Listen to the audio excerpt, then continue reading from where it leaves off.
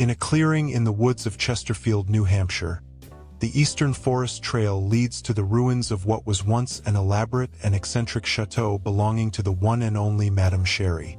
Today the site is protected as part of Madame Sherri's forest, and the staircase leading to nowhere is its most photographed thesis. But what's the real story behind this place? And who was Madame Sherri? She was born around 1878 in Paris, France, with the birth name Antoinette Brumaire. One of the oldest surviving legends attached to Madame Sherri comes from the moment of her birth. It is claimed that a twisting corkscrew of light appeared in the Paris sky and lingered for days, a visual omen presiding over the city when she was brought into the world. Sherri originally trained and worked as a seamstress. She then went on to sing and dance in trendy nightclubs and music halls in France as Antoinette Delilah's. There she fully absorbed the spectacle of velvet, sequins, and cabaret-engineered glamour. She met her husband Anthony Macaluso in 1909. He was an expatriate and fugitive from the law, going by the name Andre Riella.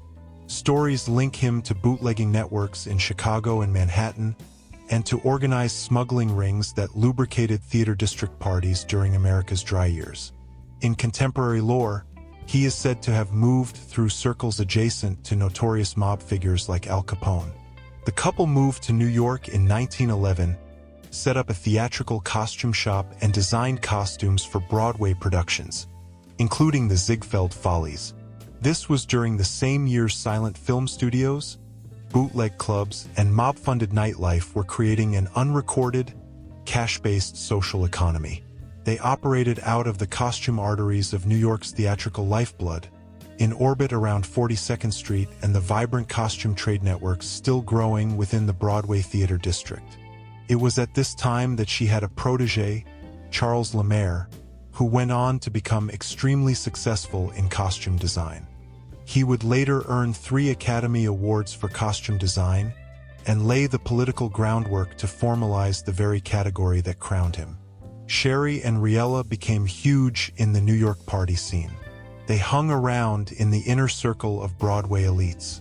Andre, however, ended up becoming very sick. Some say that it was from too much bathtub liquor, some say from syphilis. He reportedly went blind and ended up dying insane in the Manhattan State Hospital. Madame Sherri was devastated and completely shattered. She was not able to enjoy or even handle being in New York anymore after her husband's death. She went to visit her friend, silent film actor Jack Henderson in Chesterfield, to get away from the city. She soon began visiting Chesterfield regularly and fell in love with this setting. In 1929, she purchased hundreds of acres in Chesterfield, a private empire of New England woodland. There she built a chateau-style summer mansion that locals affectionately nicknamed a castle for its arches, scenic staging, and unapologetic grandeur. She built the chateau with the financial backing of her protege, Charles Lemaire. She treated the build like a scenic set design, giving aesthetic notes as a director would. It's said that she was demanding during the building of the place, often hovering over workers and telling them how to do their jobs. She did not have a blueprint for the project. Instead, she just walked around sticking stakes in the ground where she wanted things to go. Despite Madame Sherri constantly changing things, a unique building was finally built. It resembled a cross between a French chalet and a Roman ruin. The chateau included a bistro in the basement and a main floor with a large bar that was entered by going through 2 huge trees growing inside the house and straight through the roof. The stone structures built around the base of the trees are still present at the ruins, as we can see right here. The 3rd floor had Madame Sherri's private quarters, which was only accessible using the stone staircase on the outside of the home.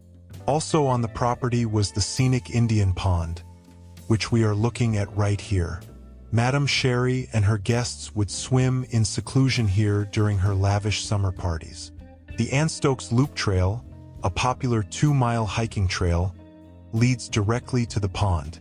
This unique place was a getaway for Madame Sherri's socialite friends from the city. She had envisioned it as a sort of resort. This was to be her next big act. Here, she held parties that became legendary. She would show up at the train station in Brattleboro, chauffeured in a rare model Packard to pick up her guests.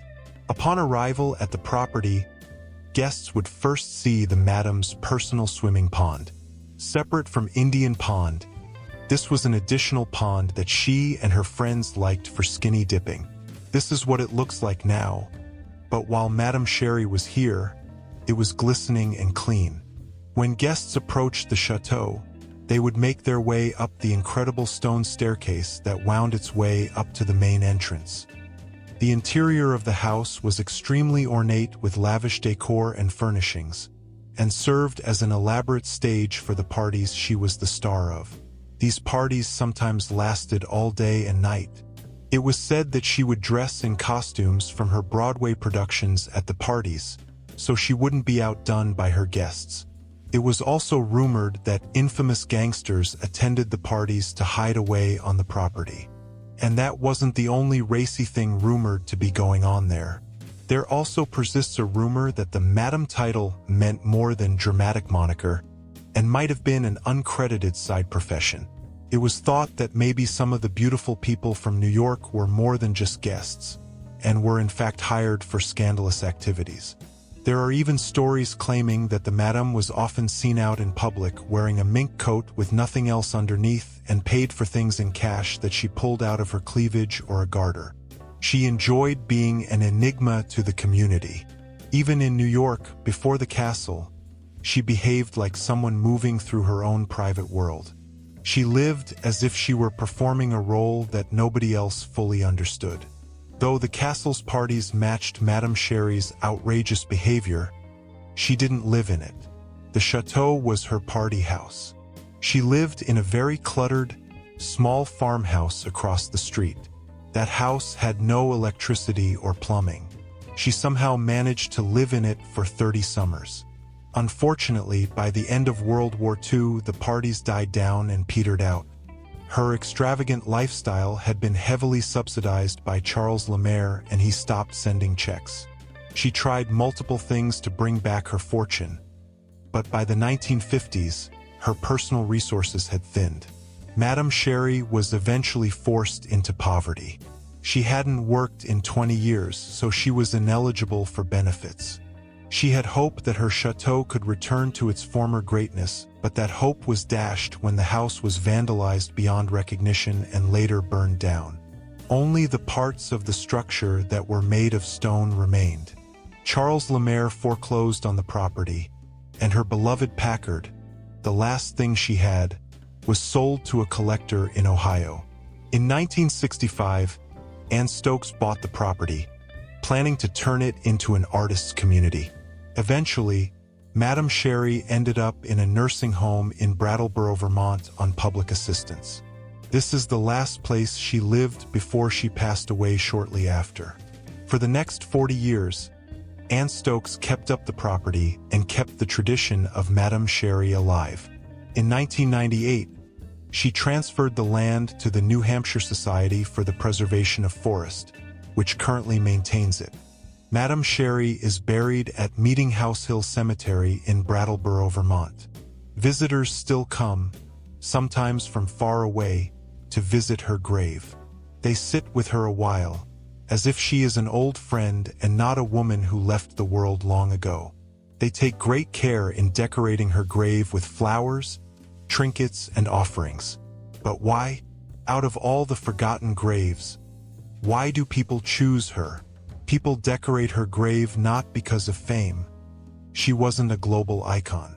They decorate it because she represents the fragility and beauty of a life dedicated to expression. She symbolizes the dreamer who never stopped dreaming, even when the spotlight faded.